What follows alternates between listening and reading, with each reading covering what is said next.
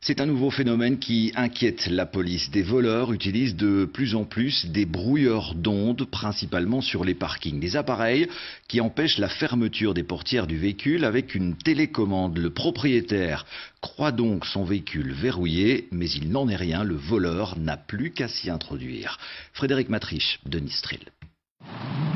Le principe est assez simple. Vous pensez fermer votre voiture, mais l'onde de votre télécommande est brouillée par celle émise par le voleur. Il lui suffit ensuite de vider la voiture sans même briser une vitre ou entrer par effraction.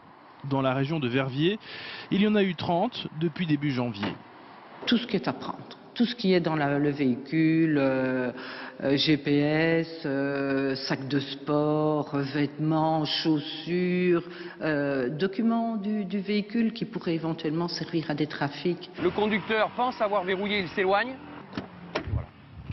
Et voilà. Je pars avec les affaires du monsieur. Très simplement, le conducteur n'a absolument rien vu.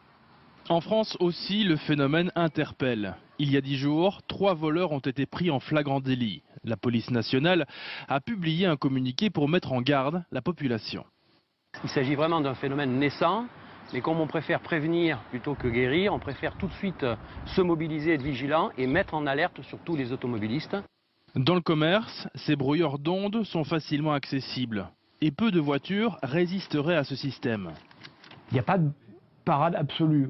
Certains constructeurs se sont un petit peu engagés dans la sécurisation de leurs voitures. Pour autant, on peut empêcher de fermer la grande majorité du parc automobile actuellement en circulation. Le brouilleur d'ondes empêche la fermeture à distance, mais il ne permet pas d'ouvrir le véhicule. La recommandation est simple, vérifier que la voiture est bien fermée et enlever les objets de valeur qui se trouveraient dans le véhicule.